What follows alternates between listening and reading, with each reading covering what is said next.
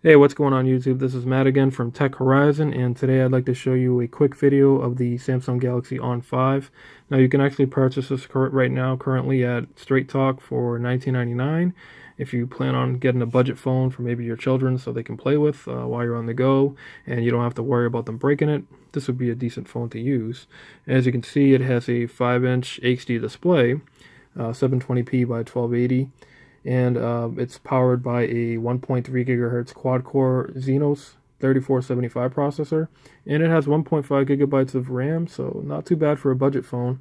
The only downside would be the 8 gigabytes of internal storage. That's kind of low, especially for a budget phone nowadays. Most of them come with 16 gigabytes, but you can use a micro SD to expand it up to 128 gigabytes of data, and you can move apps to SD. Thank you to Android 6.0, which is Marshmallow. As you can see here, that's what it is currently running. Now, this phone came out back in October 2015, and it was launched with Android 5.1, so a big jump up. And overall, I've been using the phone for a couple days here and there, kind of like a media player, and it does, work pretty well for that purpose only. Light gaming, light web browsing. It does hit a snag here and there, and it does slow down. So if you're browsing on Chrome, the web pages take a little while to load and whatnot. So I wouldn't expect too much from this device in terms of web browsing and light gaming. But it does the job. It does a pretty good job at that. Now, as for the camera, you have a 5 megapixel on the rear and a 2 megapixel on the front. And the quality of the camera is pretty poor. I wouldn't expect too much from this device if you're planning on taking pictures. As you can see, the resolution's, not the best, and it does take videos in 720p, which isn't too bad, but I wouldn't expect to be doing any kind of high level videos or shots or whatnot. So overall, this phone is pretty speedy with that 1.5 gigahertz of RAM, but it does get hung up once in a while. It does have a dual SIM card, or it does work on GSM, so you can activate this on T-Mobile or AT&T and whatnot. If you can find it unlocked, that'd probably be the best bet. Now, as for the build quality, it does have somewhat of a plasticky feel on the edges. Kind of reminds me of how the Note 3 was back in the days. It has a kind of rectangular candy bar design, and the back cover has a nice texture. Kind of feels like a Note 3, but it's not. It's just kind of cheap plastic, and it is removable, which is good, so you can take out the battery. Has a volume rocker on the left hand side here. Hopefully I can focus on that. And on the bottom, micro USB, microphone, headphone jack, and on the right hand side you have the power lock key, and up top you have another microphone, so you can get some decent call quality. Now, after using this phone, call quality is pretty decent. My only main issue is that it's basically what I already mentioned, is the 8 gigabytes of ROM or read-only storage. It's pretty low, and when you turn on the ringer on this phone, you can barely hear it ringing. And the poor cameras are pretty, the cameras are pretty bad on this phone. So those are pretty much the main negatives. But however, as I mentioned, call quality does sound pretty good. Another good feature is a removable battery. It's 2600 milliamp hours, and it actually runs pretty long. I think we were able to get about 10 hours on this phone before crapping out and dying and having to charge it. Now, other than that, though, I would definitely recommend this phone, as I mentioned, as a kind of a throwaway phone at this point.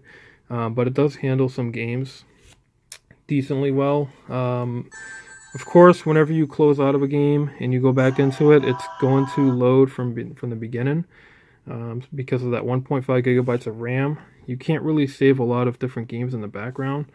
So if I exit out and I go into another app, it'll probably sit there okay for a couple minutes, but then when I go back to it, it'll reset. But not a big deal. I mean, it does get the job done. So let's see if we can play a quick round of Crazy Taxi. And let's see how it performs. So loading, it's, basically what I expect. And let's see. So let's see if I can play this while filming. So one thing I'm noticing instantly is it's a little bit of lag, not much. As you can see on the tail end of the car, there's a lot of jagged edges, which doesn't happen on other Android devices. frame rate's a little slower than what you get normally on this game, but not terrible. As you can see, the shadow is completely jagged on the bottom of the car. And then when you get into like, when you have a lot of things on the screen, it kind of slows down a little bit. So not the greatest for gaming, or at least 3D gaming. It does play Sonic 2 pretty well, as far as I can tell.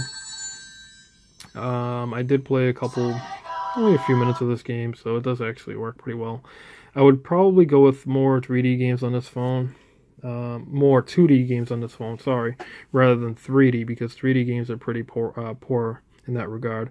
Roblox does work, but there is somewhat of a lag, so maybe if your child is used to lag, or your niece or nephew, it's not a big deal. It works okay. But other than that, I don't really have much else to say about this phone. The keys on the bottom don't light up like they would on a Galaxy device. Unfortunately, they're just kind of like a silver painted keys. And the build quality, it's decent for a throwaway device at this point. And let's take a look at the back cover here. Got a little notch there. You can demonstrate really quickly how to take it off. So there's the 2600 milliamp hour battery, and that's where your SIM will go, and your micro SD card. And I kind of miss phones that have removable back covers. Basically, the main reason is you can just take this out and put a new one in if the battery dies out. On the newer phones, you got to get them repaired, have the phones opened up, and a new battery put in. So that's kind of one thing I do miss. But phones back in these days were kind of cheap, and the removable back cover kind of made them look a little ugly. So there you go. I hope you enjoy this review. If you have any questions or comments in regards to this device or any other device, hit me up in my comments, and please like and subscribe to my channel. Have a good one. Thank you so much for watching.